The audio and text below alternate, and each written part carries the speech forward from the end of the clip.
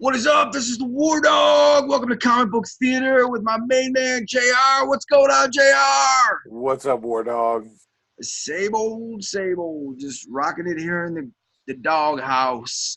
Today we got some awesome guests. We got Cam. What's going on, Cam? How's it going? And we got JJ Abrams. Oh, no, that's Taylor Dodderman. What's going on, Taylor? What's up, guys? How you doing? Sorry, I didn't mean to call you JJ Abrams, but in the dark, you kind of look like JJ Abrams. So, all right. So today we're going to talk a little bit about the Mandalorian on Disney Plus. John, I'm going to turn it over to you. Do your thing, brother. Right on, man. Well, yeah, the Mandalorian is all that the nerds are talking about these days, man. Disney Plus drops a few days ago. We've only got 2 episodes to work with, but man alive, are they jam-packed full of all sorts of happenings.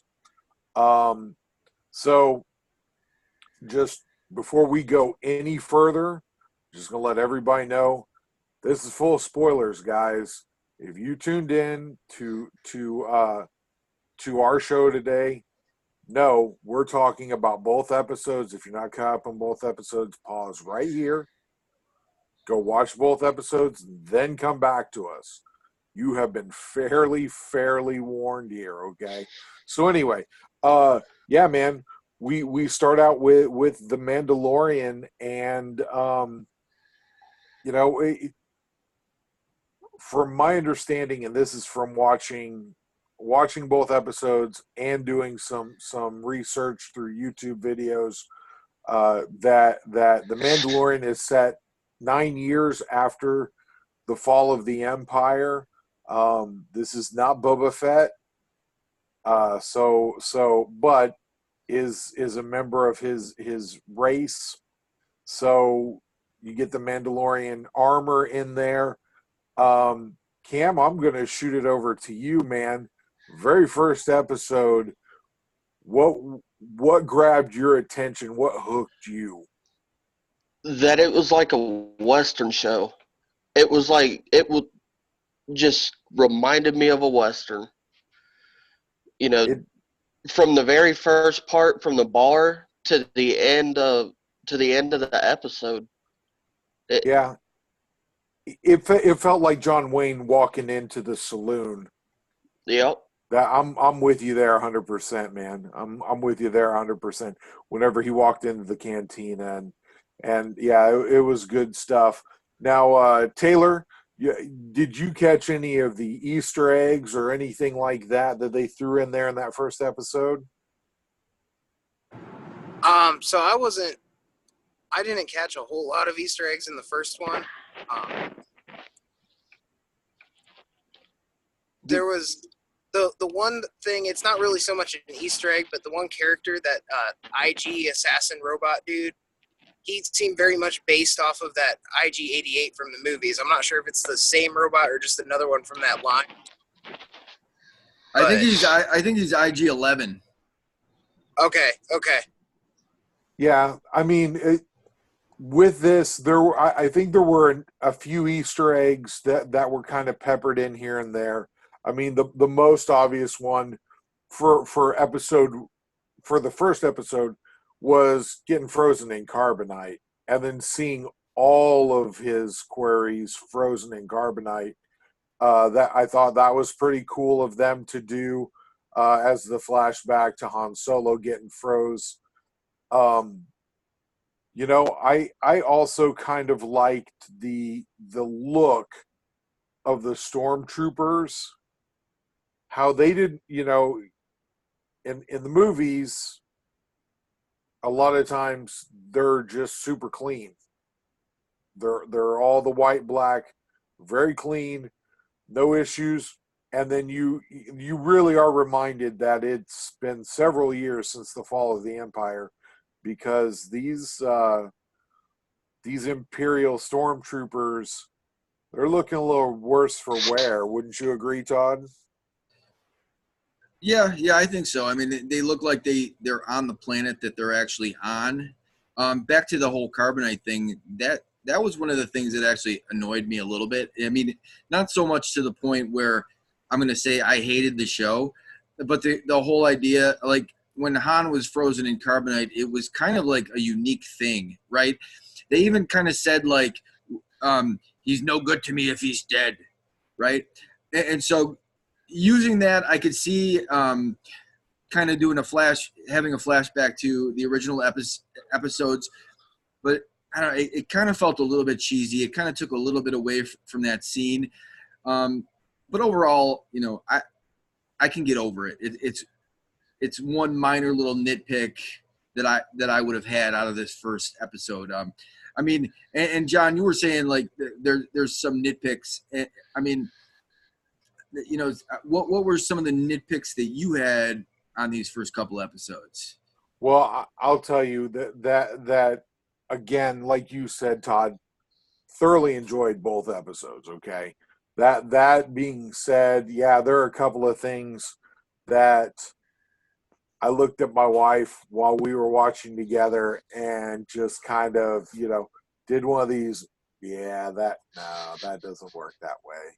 We can't excuse that, and kind of broke a little bit of that suspension of disbelief for me. The one that really got me the most, and Cam, you're a hunter. We in pre-show we kind of talked about this a little bit. The beast that the Mandalorian has to slay to get the suka for the Jawas. There's no way a blade that's 4 or 5 inches long, stabbed even into the neck in the exact right angle, is going to drop that beast that way. There's no way. There's literally no way. Even if you hit the exact right anatomical point on the beast, what again, Cam, you're a hunter. I've done some hunting too. What if you did hit the exact right anatomical spot with that blade? What would be everywhere? Blood. For one, he's going to bleed out. You're going to be swimming in blood. But also, he's not going to just drop. He's got for deer, it's about a good 30, 40 yards, depending on where you hit, before they drop. And that's a good 2 minutes. Yeah. Yeah. And that's where somebody who, again, look, if you're not a hunter, if you've never been around wild game, you've never done any of those things, and you've only ever seen it done in a movie, I could absolutely understand somebody being like, oh, he killed it with a knife. That's neat. But the truth is, like we said, blood everywhere. And there was no blood anywhere in either of these first two shows. Yeah. So yeah, that's probably the Disney Plus effect of it. And yeah. I have to say, like, the Disney Plus effect, obviously we're not going to get the blood and stuff, but I thought they did a pretty good job regardless of not giving that to us. Well, they did, but again, with any reaction that way, man, make it into a ballistic knife, or give me something a little extra to build it up so that I know that knife actually could kill it. I mean, that's really all I'm asking here. You're talking about basically a rhinoceros on steroids, and you're killing it with a 4-inch blade. No way. Sorry. No. That just even with baby or Lil Yoda's help using the Force, I'm doubting that happens. But Taylor, we've kind of delved into both the first and second. We're jumping around here quite a bit. Was there any things that you had issue with in the show? Either one of the episodes? Yeah, so actually that scene with the killing the rhino thing with the knife, that kind of took me out of it a little too, because it's like, come on, that little dinky knife, is gonna. It didn't even look like it would have gone far enough to cut anything important. But I think one way they could have sold that a little more when he first met with those Jawas, he could have like, they had him put down his rifle, had him put down his blaster. Why weren't they like, oh, he's a Mandalorian, he's so deadly, he needs to leave even his knife. Another little thing, and it, like you guys said, like some of the violence, like it doesn't feel as realistic just because they Disney-fy it. But there's scenes where it's like he kicked the one dude went out the door and he like was pulling him in with his grappling hook in the first episode, and they cut him in half. And it's like you don't see any blood come off of this guy at all when he gets cut by the door. But Yeah. other than that, I didn't really have too many complaints. Like they did some good action, and the story that they've set up so far, I'm invested in it. I want to see what happens next with them and learn more about these characters. Yeah. Now, for me personally, this is the most interaction I've seen with a large group of Jawas. And so in this large group, it really, they reminded me of the Minions from Despicable Me. And that kind of, I get it. Like we're talking about the Disneyfication of all of this. That's going to be a thing. That's what they're doing. They're trying to make it marketable for all ages. So yeah, like we were talking about, no blood or guts. Even when you cut somebody in half with a door, it's implied, and you just kind of have to leave it for what it is. Like you say, the Jawa sounding like, again, to me, they even sounded like the Minions, and I don't remember them quite sounding that way in any of the other movies or anything like that. But there again, that might be something that was brought up in one of the many cartoons that they've done or something. I don't know. I never really did get into the Clone Wars or any of that stuff. So yeah, I actually just watched A New Hope, and like the sounds that they make in that when they're first introduced, it's completely different from how they sound now. But with their big land tank thing, there's actually in one of the Lego Star Wars games, which I played as a kid, you have to like scale up the side of their tanker, and so the scene where he's like trying to fight his way up and they're like poking out and like throwing stuff at him, that felt like how the Jawas would fight, because like he said, it's like they're moving fortress. So I'm kind of 50-50 split on like they seem to be continuing with how these characters are, but they're also changing them in ways that it's like, just let them be the way they were. They were quirky enough in the beginning. Like, you don't have to change that. right. So do you feel like that what they're doing there is just paying fan service to the people who are playing the video games? Because again, the only video games I've ever played with them is like Star Wars Battlefronts. And that was, that's been a while back. I'm not up on the latest one of those. Anybody? Well, the Lego game, like they have something similar, but it's different in that like you're, I think, Luke and maybe a couple other of the characters, Obi-Wan Kenobi or something, and you have to like use the Force to lift up these platforms, and it felt more realistic. I don't know so much that it was a fan service. It just kind of, with the story that they were doing, I think they were like, we need to find some kind of action with the Jawas, and so this is what they came up with. But I think it still worked. Yeah, I agree. I think it worked too. They want to try to introduce things that we'll recognize, and I saw the Jawas, and I was okay with the way that the whole thing played out, how it was portrayed. In that second episode, I think the guy that Nick Nolte played, I don't know what the name of that character is, but that character was great. It was really nice to actually see like a story where there's aliens in the story.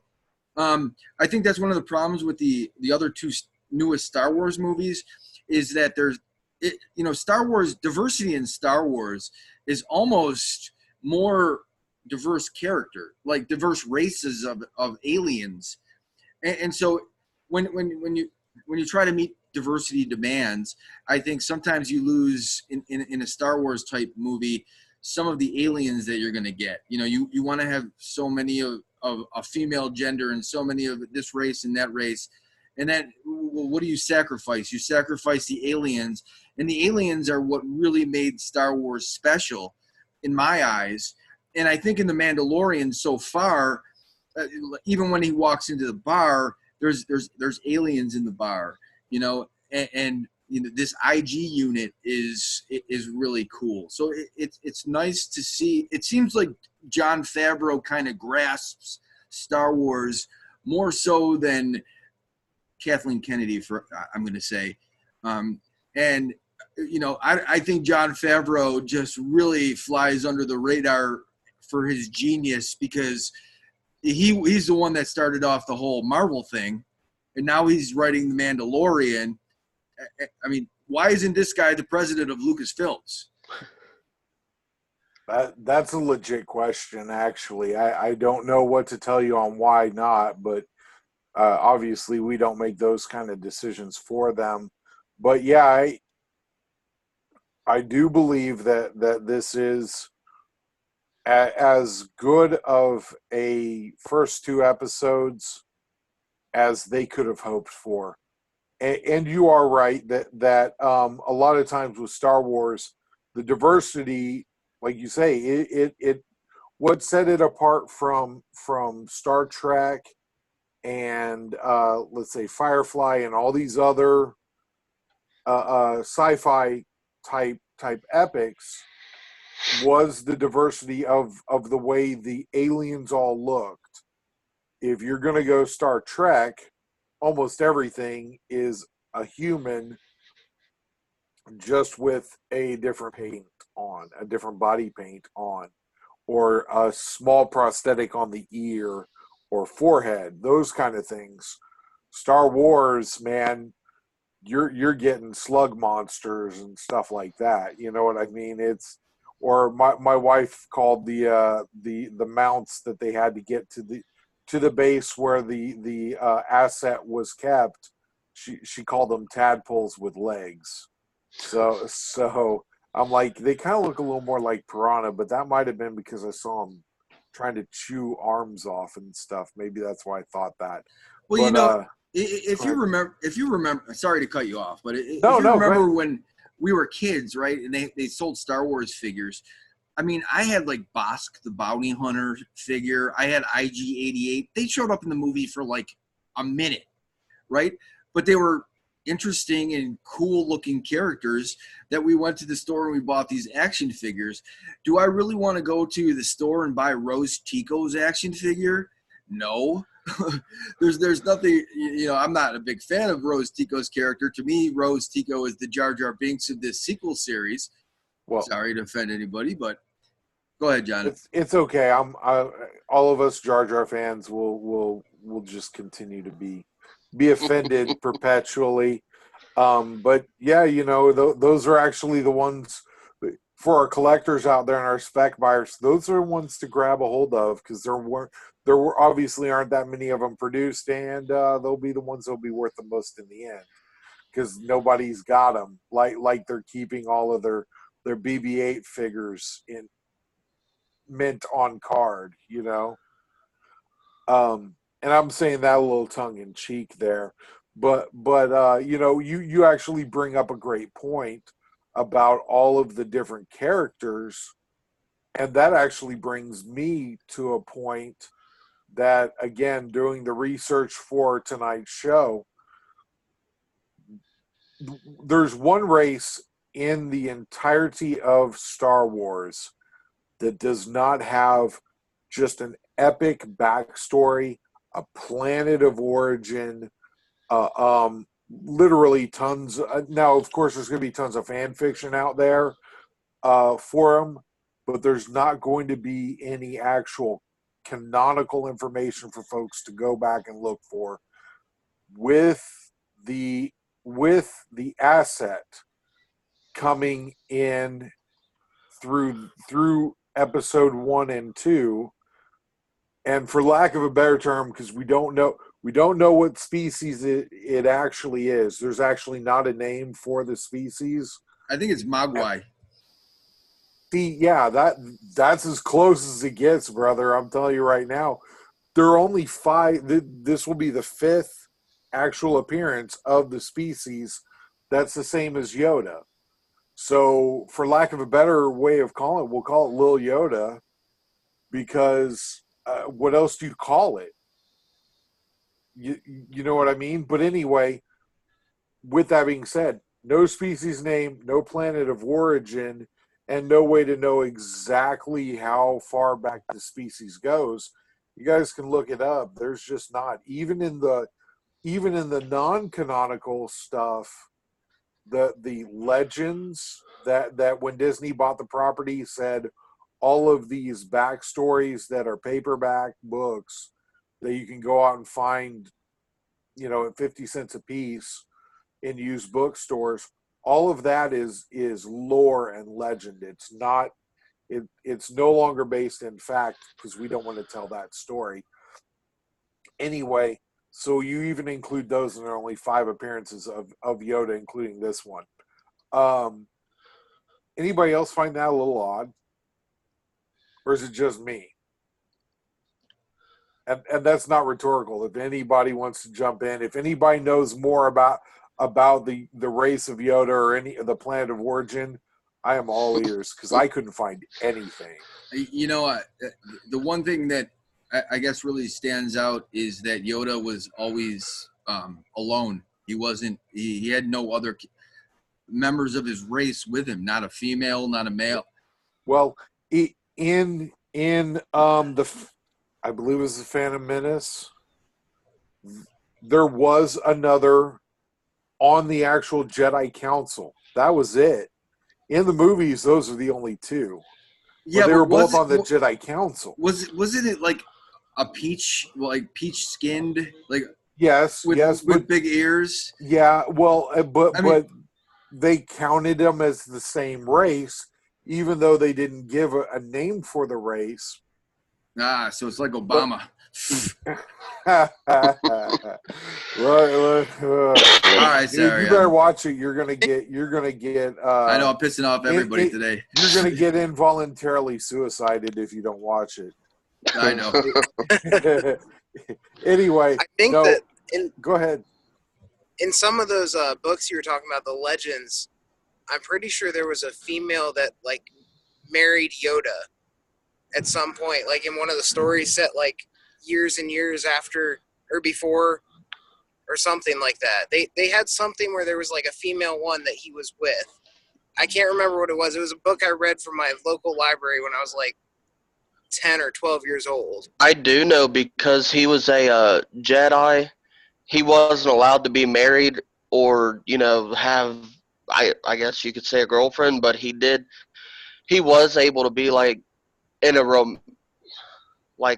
friends with benefits type thing. A reproductive relationship? Is that what you're saying? Okay. Yeah. That's a good point. That's a good point. And go ahead. That's where they're thinking a lot of this came from. I do know that. Well, I will say that again, with doing the research for the episode tonight, The Mandalorian is set 9 years after the fall of the Empire, that final battle. Okay, so the infant is 50 years old. Now, there's going to be some debate until we get further down the line there. Was the 50 years old, was that just BS that they were throwing a red herring out there, that it's either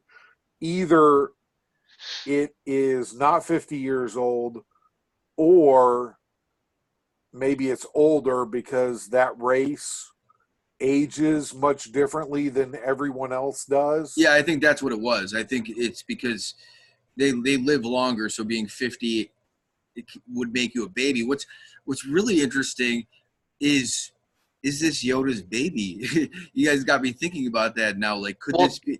I mean, I could see that being the tie-in that they're going to say that this is Yoda's baby in this story. well, not to be like too over like analyzing, but they mentioned that there's a lot of similarities. Like when Yoda was in the Dagobah system and he would eat all these strange things, and the Mandalorian told the baby Yoda to put the lizard thing down, but he swallowed it whole. You know, they're all comparing all their similarities. It could be the same, like, because they're the same species, but a lot of people think it's Yoda's kid. Well, that is one theory. The other theory that again, and I will tell you guys, I'm going to full transparency here. The first place that I heard the theory that I'm going to suggest is from the Super Carlin Brothers YouTube channel. They did a video here a couple of days ago on it, that because Emperor Palpatine or Darth Sidious manipulated the midichlorians to have the Force produce Anakin, that and use the dark side of the Force to make that happen, that the light side of the Force then reacted and had Baby Yoda show up on the scene. Now, again, 50 years back, we know when this started. If you do the research and you listen to this video that they produced here, I'll tell you right now, it's pretty striking that Anakin Skywalker and Baby Yoda were born very, very close to the exact same time. So Well, if that's the case, then you're talking about balance to the Force. Well, in Freddie Prinze's crazy ass rant that he went on, he was talking about the balance of the Force, and Dave Filoni is one of the producers of this show, and I know he referenced Dave Filoni a lot in that interview. So I mean, that's definitely a possibility if Dave Filoni's thinking the exact same thing.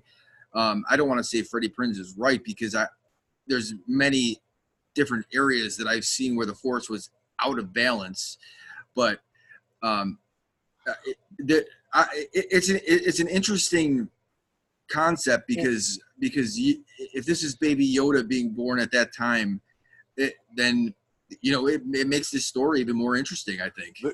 The good thing here, and I think the thing that we can all agree on, regardless of whether Freddie Prinze Jr. is right or not, they have written this so far and produced this so far in such a way that they have many different avenues they can take on the story. And even though, I mean, if you guys think about it, the Mandalorian himself has had very, very few speaking lines. If you really think about it, Cam, that's another thing that kind of made me think of, like, maybe even a Clint Eastwood, where just, man, a very few words, but just presence on screen really, really had an impact. Now, again, that's my take on it. That's the way that I saw it. Taylor, what do you think here? You have an opinion on which way you're leaning, whether it actually is. I know you're the one that said that could be Yoda's kid. Do you think there's I any definitely way they think could that, be the Force?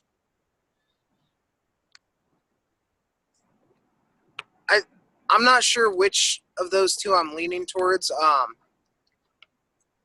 I guess so. Part of it is the timeline wise, putting it back 50 years from where we're at, because there was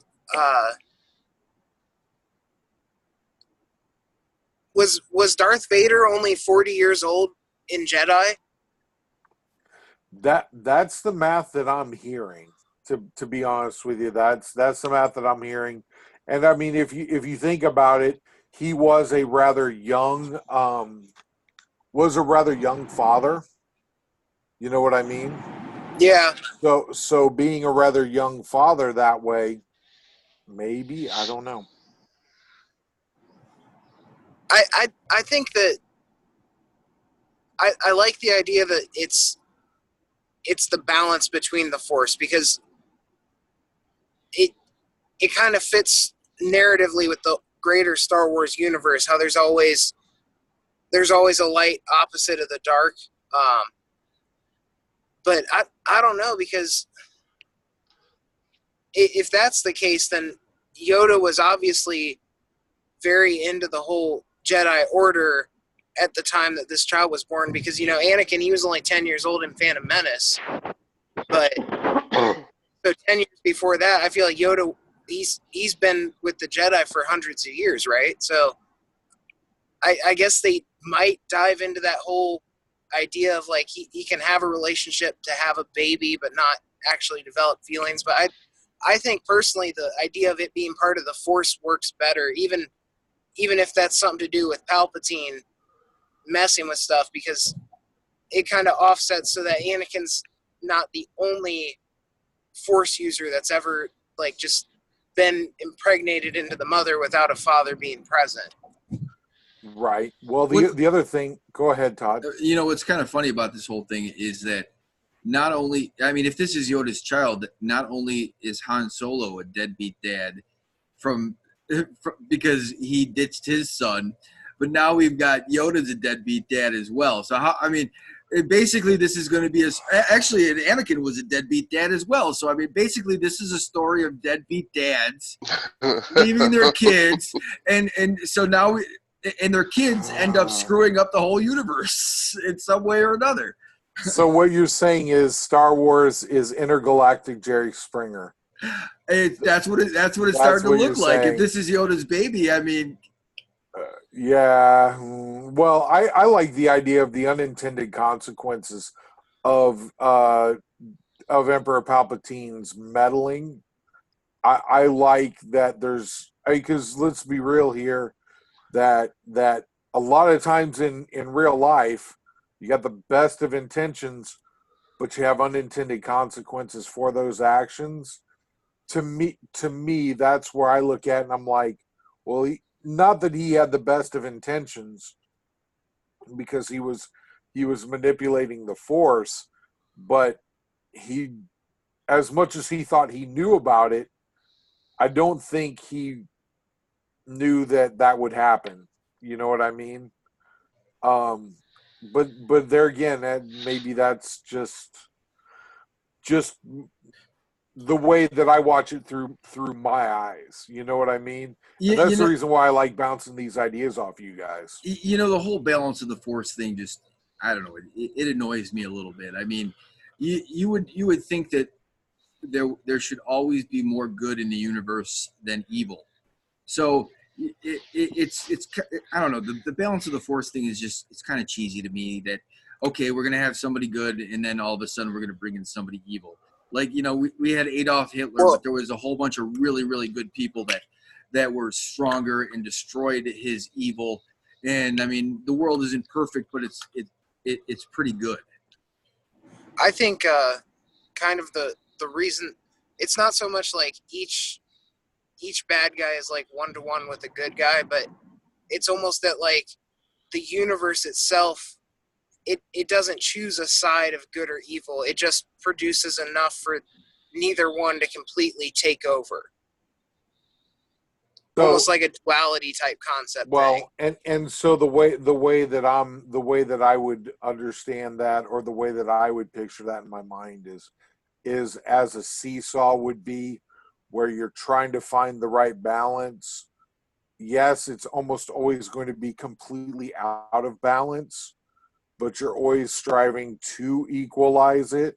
It never does get completely equal, but as you continue to add back and forth, it stays more equal than it would if you added all evil or all good. Again, that's and I think that there are some religious philosophies that way. I'm not learned enough. I haven't studied those enough to know which ones would be which there. Yeah, but if the imbalance was on evil, then evil would eventually take over.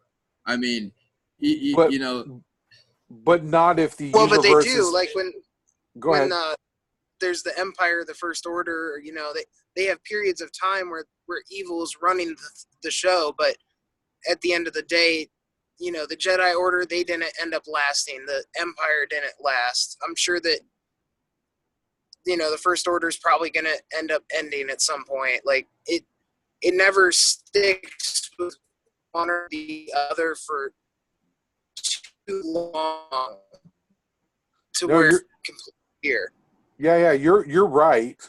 It's always an ebb and flow, which is, I mean, again, if you're looking at this from a naturalist's point of view or something like that, you see it all the time in nature where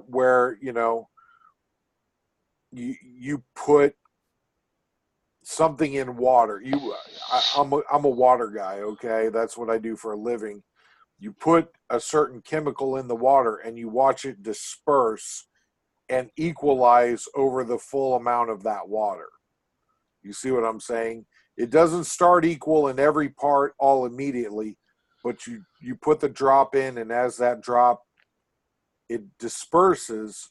That's kind of the other way of looking at it, and that's the way it does happen naturally in the real world.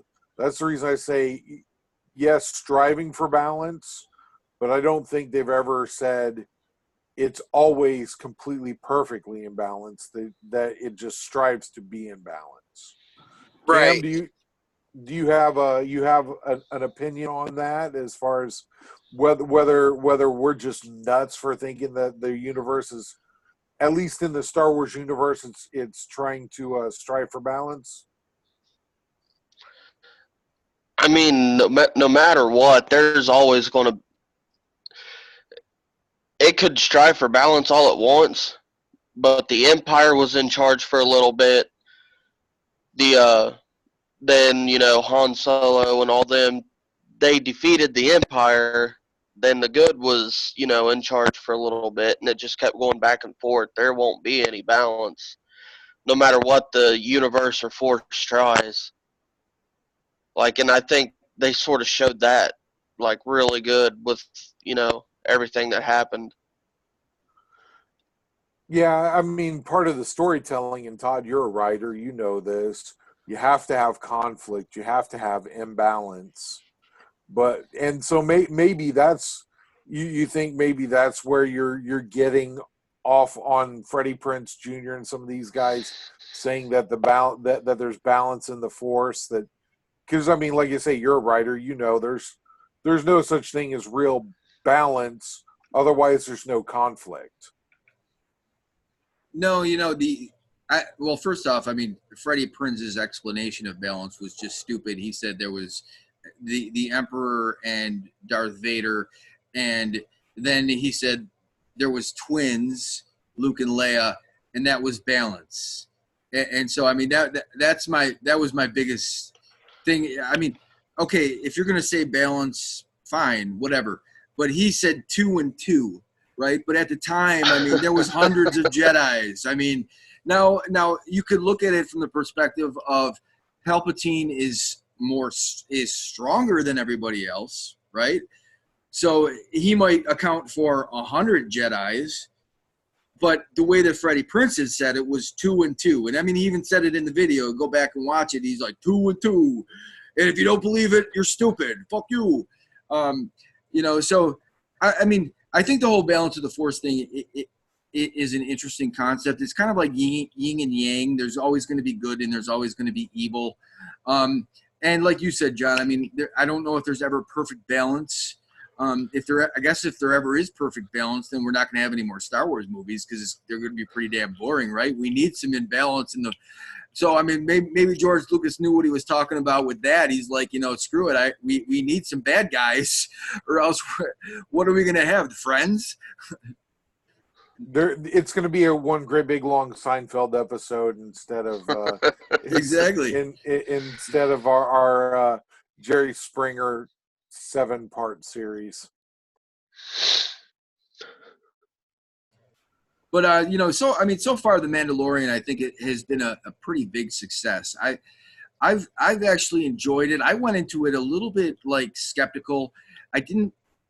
I actually held out on getting Disney Plus, which I'm a huge Star Wars fan. So like I should be like the first one jumping on and going on to see this.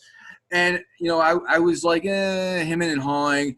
And then I actually I watched it. I watched the first episode and I was like, I'm intrigued by this.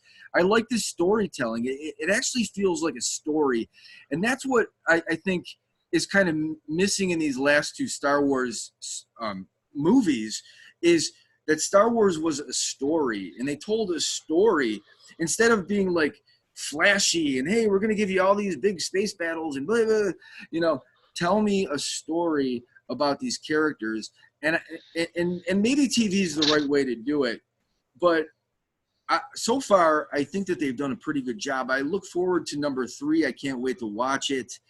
Cam, I mean, how do you feel about the whole storytelling aspect of this? The part that really caught my eye was when he went and turned in that piece of steel to the blacksmith, I guess you could say, and it's had flashbacks of his childhood. I really dug that, like getting to know a little bit. I mean, you don't know a lot about him at all, but it showed a little bit, inside of his life. So I really liked seeing that. Kind of expanding on what Cam said there, I liked how you got the feeling that the Mandalorian, he did things before this, like his armor, there's parts of it that are all sorts of beat up, and then there's other parts that are pretty shiny and new. And so he's gone to see that blacksmith guy a few times at least. And I think they did a good job of leaving that door open for sometime we might be able to go back and see some of the things he did before, Now, I want to make sure that we're PC here, okay? It was not a blacksmith guy. It was, I believe it was a blacksmith female. All right. So I don't want to offend any of our female listeners, if there are any. He made the comment that if I remember right, he wasn't actually Mandalorian. I guess basically he was like an orphan and brought into it. Yeah, a foundling, I think is what they called him. Yeah, foundling. Well, and I mean, I'm not going to sit here and tell you that I know everything there is to know about the Mandalorians, okay? For all I know, it is an order of people and not a race. You know what I mean? In other words, it could just be that, and he did say that he's Mandalorian and that weapons are his religion. Basically, I'm paraphrasing there, but it kind of feels like an order, sort of like how there was the Jedi Order. That they were this group of people that like believed in the good side of the Force and everything, and it's like the Mandalorian. They haven't really shown what they believe yet, but they kick ass and they know how to ride animals pretty good, I guess. I mean that is kind of the way it. And there again, like you say, I think that we still have a long way left to go with this series. I don't think anybody would dispute that. So I'm curious to know what our listeners think. And guys, of course, like, share, subscribe, but leave us a comment down below and let us know what you guys think as far as, hey, are we getting this all wrong? Who are the Mandalorians in your opinion? Give us some links to some stuff. We'll go check it out. We don't mind doing follow-up videos on this. We want our listeners to be a part of the conversation as well, for sure. So, like I say, it's one of those things where, like I say, I know I enjoy it.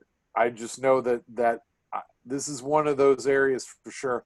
I am not an expert. I have to defer to guys like Todd who still have their footy pajamas with the Star Wars on them and stuff like that.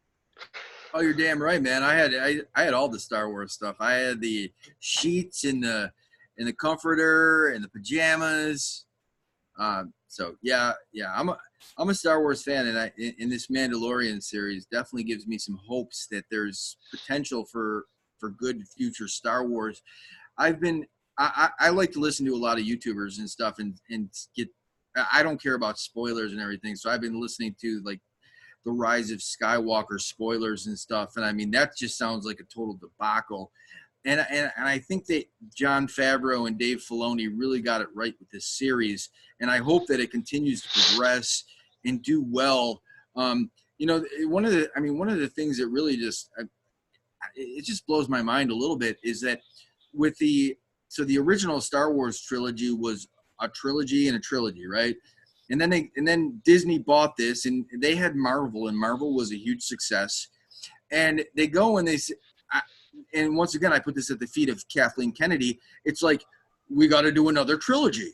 Well, no, not necessarily. I mean, I'm watching this Mandalorian series, and I'm thinking like, this would have been a nice direction to have taken this Star Wars universe into. You didn't have to do a trilogy. You could have given us a movie about one or two characters. You could have told us a story about some of what the old characters are doing now, and then introduce some of the new characters. So, I mean, I really think there's poor leadership at the top, and I really hope that like The Mandalorian is enough of a success so that Kathleen Kennedy can be fired, and we can actually get good Star Wars that isn't politically driven by her political motivations, and we can just watch a show about just good and evil. Well, I mean, you do bring up a point there. Unfortunately, there are some people that don't believe in good and evil. They believe that those are artificial constructs, or that It's balance. Either it's balance or it's all relative. There is no absolute good or absolute evil.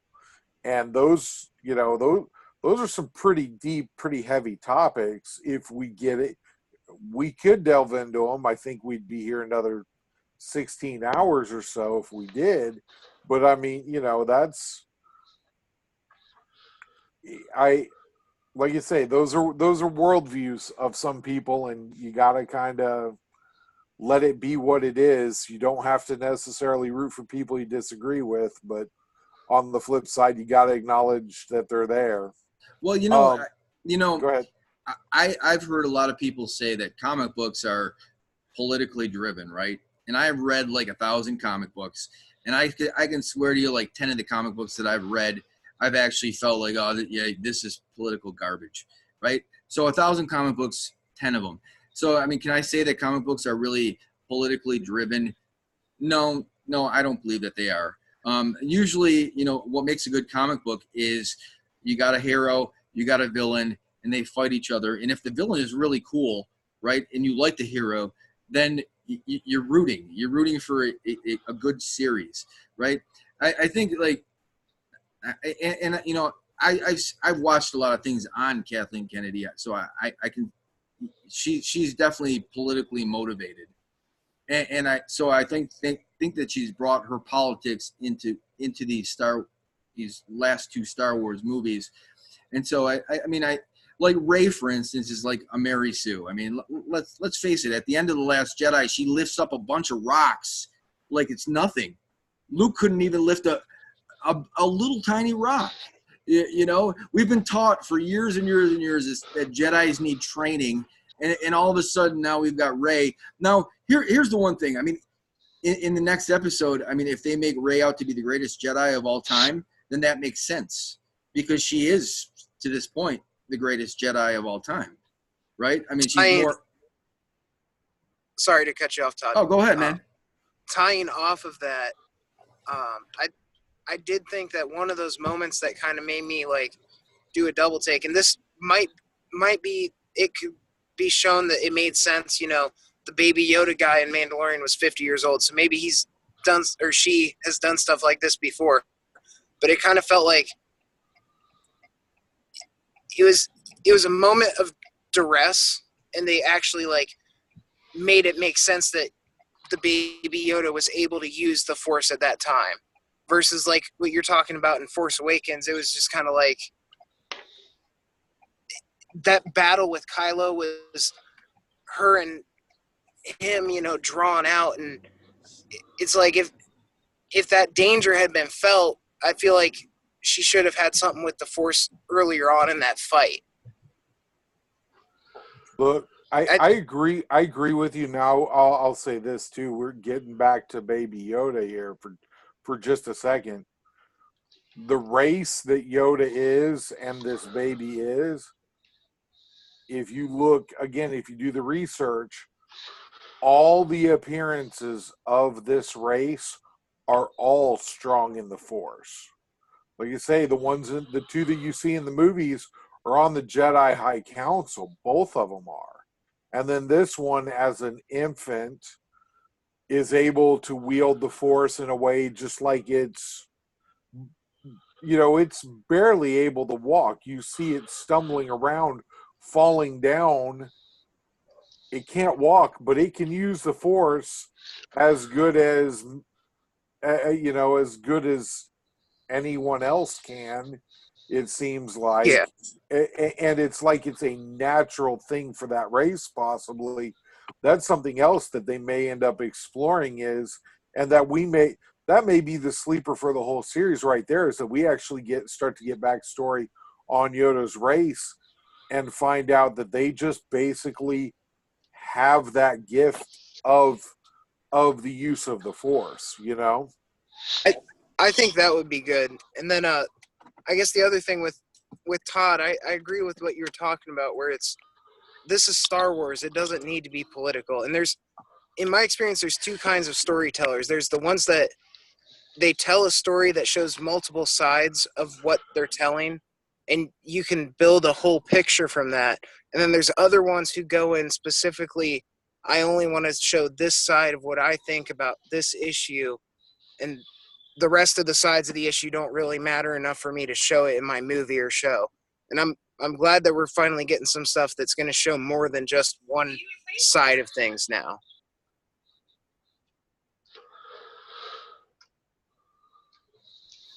I look. I always prefer let's kind of keep politics out of my entertainment as much as possible, right? And I understand there are politics, and I understand that things have happened throughout history, right? But I mean, I don't need to be force-fed politics and everything that I do. I mean, I guess that's my response. Exactly. No, I agree with that. I don't think it's something that needs to be pushed. I think we need to get storytellers back to telling actual stories instead of telling sides of political issues. So what I'll say along those lines is, people talk as if the X-Men were a political comic book. My feelings on that is, while yes, we all know that they were used to look at the civil rights movement, to me, not being racist is not a political issue at all. That falls under rule number 1. Okay, and we're all members of the Collectors Corner. We know what rule number 1 is. Don't be a dick. Okay. And so that right there is what that falls under. It really doesn't fall that. And again, I'm saying that knowing full well that during that time it was a hot button political issue. Politics have been in comic books, and I think that they will continue to be in comic books. But what I will say is that they shouldn't be forefront and center of every single story that we read. Todd, like what you're talking about, 10 of 1,000 that you've read, you saw the politicalness in them. That's about the right ratio, in my opinion. You can have those political and social issues show up in your comic books, but you want to enjoy the story. You want it to be well written and well drawn. or in this case, well acted and well told through this show. And you know, as long as those things are there, it at least makes the politics a little bit more palatable, in my opinion. And whether I agree with their politics or not, it, you know, I mean, look, the Watchmen, for instance, and we're not going to get off on that show really Yeah, we right could now. talk about that. Yeah. We could talk about that. We could talk about that, but we'll save that. We'll save that for another episode. But the comic book itself, that comic book itself was terribly political, terribly political. It just was. So the truth is, then, is was it well written enough to still be enjoyable? And the answer is yes. It was still really well written, really well thought out. Do I agree with everything that Alan Moore has ever written or any of his political ideas at all? No, I don't agree with any of them. None of them. But I like the way he writes his stories, and I'm willing to overlook some of that because he writes he writes a story in such a way that it grasps your attention. You see what I'm saying? And that's where I come in on it. As I'll stomach some of those politics, but by God, you better entertain me while you're politicking. You know, I've been watching this show, The Expanse. I don't know if you guys have checked out The Expanse, but I mean, The Expanse does diversity like better than any show that I've ever seen. It's not forced. You're not told like this person is so much greater than somebody else. There's great female characters, great male characters, great characters of all different races. And the Expanse for me is one of the better shows that is out there at this moment. I can't wait for season 4 coming out in December. And, you know, I think that's a great example to watch. Now with The Mandalorian, I feel like they're definitely going in the right direction. I don't feel like I don't feel like there's an agenda behind this show. And it's kind of nice. It's kind of nice to actually just be able to sit down and watch a show and not know that there's some hidden agenda in the background that, oh, you know, I got to think this, or, you know, I got to expect that every female character is going to be exactly perfect. And I mean, the Mandalorian's actually like, he gets his ass whooped a bunch. I mean, he's not like so far. Yeah, he's not like a Mary Sue character. He's getting slapped around. I mean, you know, I mean, in the story, he's eventually going to win, but he struggles to win, and that's what actually makes for a good character. Where when you got like a character like Rey, who I mean, there's barely any struggle, it makes it difficult to really fall in love with the character. And it's kind of sad because Daisy Ridley is a pretty lady. I like Daisy Ridley, you know, and so, you know, I think the Mandalorian's doing it right, and I'm excited. I agree. I agree. Cam, what are your thoughts on the politicking that has been in some of these, and the seeming so far absence out of the Mandalorians? So with all the DC shows going on, everything is pushed on you. Like it's agendas and politics. I'm not going to lie. I absolutely hate politics. I don't want any part of it. The only person that's going to look out for, you know, me is me. With that being said, the only thing that really needs to be like addressed with all the politics, suck it up, get over it, work together to make everything better. And with all the different shows like forcing politics, it sort of makes it unbearable. Like I'm so sick of seeing just shit just thrown everywhere, and then you get online and it turns into even worse politics. Reading reviews on the movie or the show. I absolutely love The Mandalorian right now because I don't. It's just a story.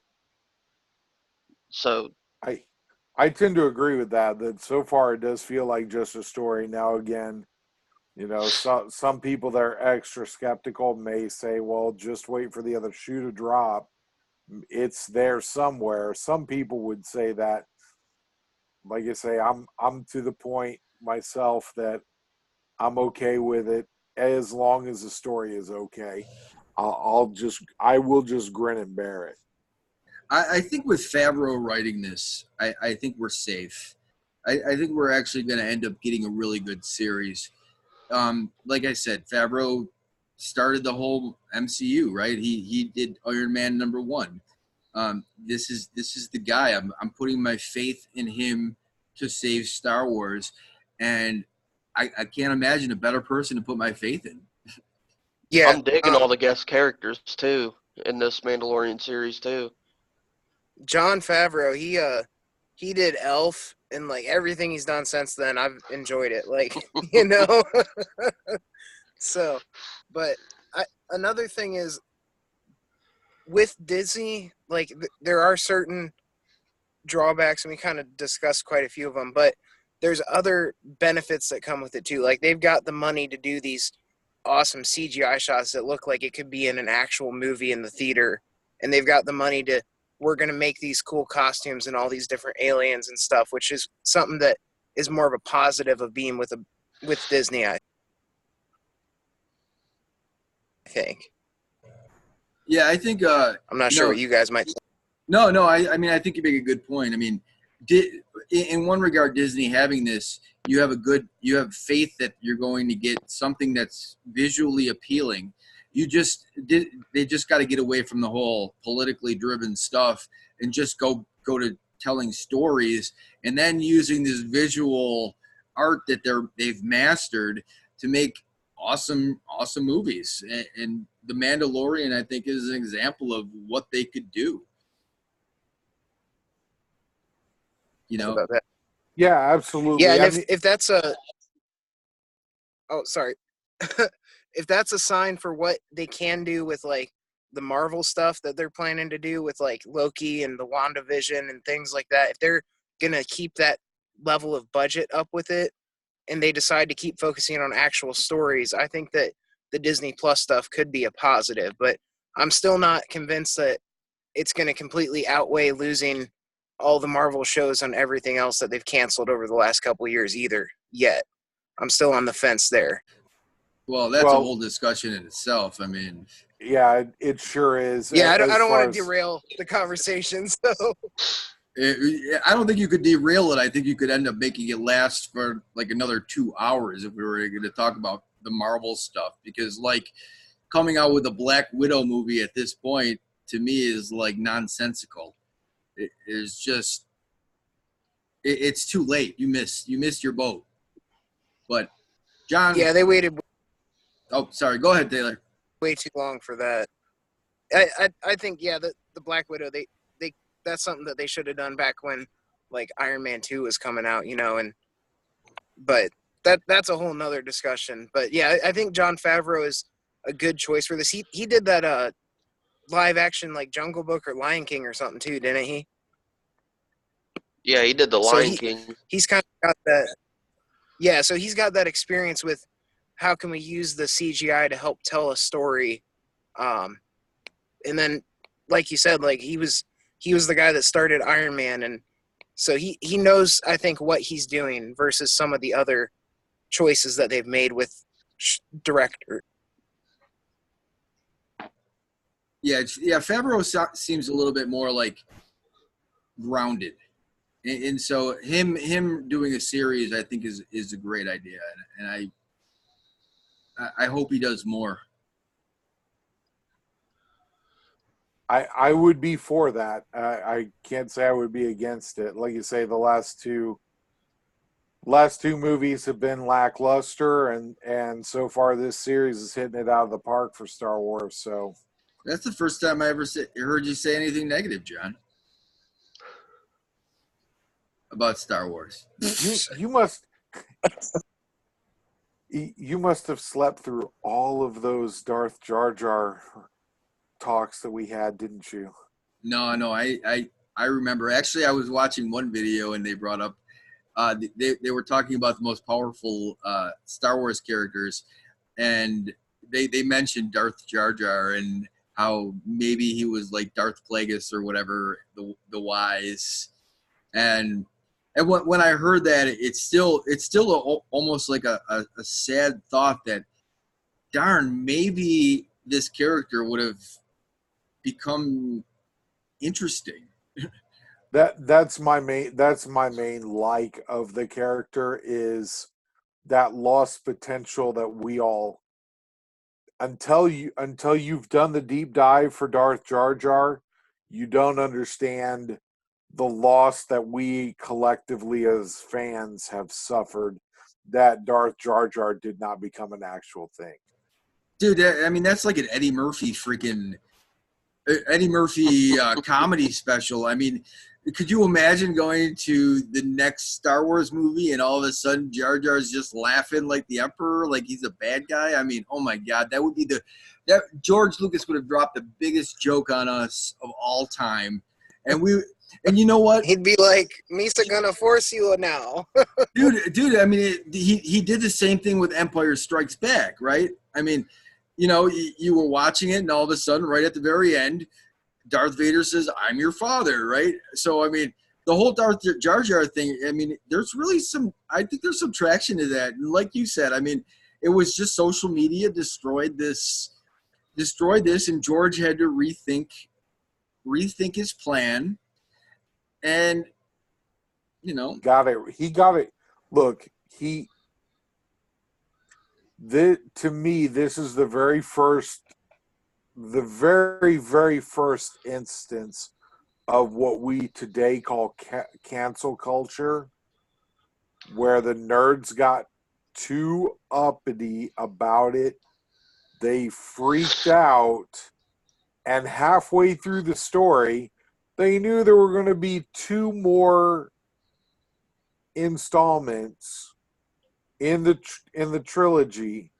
So not even halfway through, a third of the way through the story, everybody freaks out, and so George Lucas pulls the plug on it, because what else do you do? Everything else has been so critically acclaimed and so loved by everyone.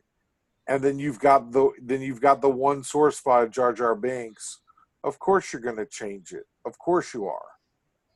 There's no way you don't. Yeah, I think that if like J.R.R. Tolkien or C.S. Lewis tried to write Lord of the Rings or Chronicles of Narnia now, that they wouldn't have even gotten halfway through it, with the way that, I guess, the culture of some of these like fans, I'm doing air quotes, probably can't see, but where they think that they have a right to demand how things should go. And it's like, just sit back, let this guy tell the story he's trying to tell, or this girl tell the story she's trying to tell, and just enjoy it for what it is. You don't, I don't know. It seems like nowadays people think that things have to be a certain way or else it's not good. And it's like different people have different tastes, and you're not going to think everything is good. The writers would be too worried about getting their feeling or like hurting someone's feelings now too.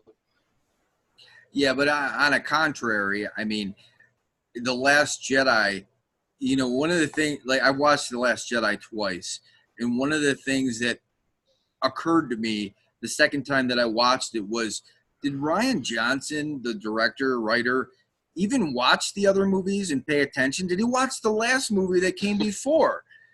So, I mean, I think, in a contrary to what you're saying, is that, I mean, you kind of got to follow along with what has happened before. And I think, like, Rian Johnson was just a terrible pick for The Last Jedi. And he didn't understand how to do a sequel. And so that's why Last Jedi is so divisive. But, we've talked about a bunch about this, and we've hit the hour mark. So I think we should probably wrap this one up and get some final thoughts. John, why don't you start it off and then direct the flow, brother? Right on, man. Yeah, we'll wrap this one up. Well, like I say, we don't really do ratings or anything like that, but I highly recommend that folks get out and not get out, but at least do your week free trial whenever the entire season of The Mandalorian drops, and go about it that way, to at least see whether you like it or not. I think that's not a bad idea. I will tell you that yeah, I'm looking forward to episode number 3 for sure, without question. And then really the final part of it is guys, like, share, subscribe, comment down below. Let us know what you think about what we've said in our discussion here. If you think Cam is right, let him know, man.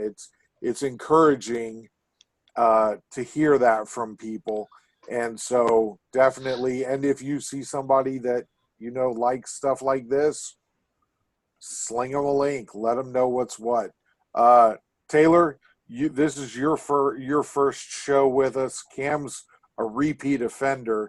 I'll go to you next, man. Give us some final thoughts here. Well, thanks for having me, guys. I hope I didn't cut in too much here and there, but yeah, I definitely agree with John that the Mandalorian's been really good so far. And yeah, it's only 2 episodes in, but I think checking it out, if you're a fan of like the older Star Wars, and if you want to see a bunch of different kinds of aliens and some pretty awesome action, it might be just for you. And then I don't really have a whole lot else to say. Thanks so much for having me on, and hopefully I can make it back sometime in the future. Oh yeah, dude, we'd love to have you back for sure, man, for sure. I mean, like you say, Cam's a repeat I have offender. spoken. Yeah, I have spoken. Yes. That's awesome. That is great. That is great. I'm glad somebody dropped that in here, because that's excellent. God, I can't believe we didn't even talk about that. That was one of the best parts of that second episode. Hey, well, yeah, it was. Hey, you know, we might have to do a follow-up at the end of the season too, and we can retouch on it for sure. Cam, hit us with some final thoughts, man. Basically what we were just talking about, The Mandalorian is just great. And they've already had 3, if I'm not mistaken, 3 great, guest stars on there. They had Nick Nolte, who was, the I Have Spoken dude, and then the guy that drove the I don't know what they're called, but when he wanted to go back to his ship instead of the droid, I think his name was Doug something. He was a guest star, and then Thor director and Korg, Takai Waititi, I think his name is. I think he was the droid. And So Apollo just keep Creed. an eye. Yeah, and Apollo Creed from. I don't know his name, but Apollo Creed. Just Everybody keep an knows eye who out for all Apollo them. I Creed think is. it's awesome. Who wouldn't want to be a guest star at some point Oh, for sure. and be canonically known in Star Wars? It's great. Todd, wrap us up, man. All right. So my final thoughts. There's this word toxic fandom that kind of gets thrown around, and I don't really believe in toxic fandom. When I was growing up, we were fans and we could talk about things, and I mean, they're just movies. So we could talk about them and have fun talking about them, and we didn't have to agree on everything.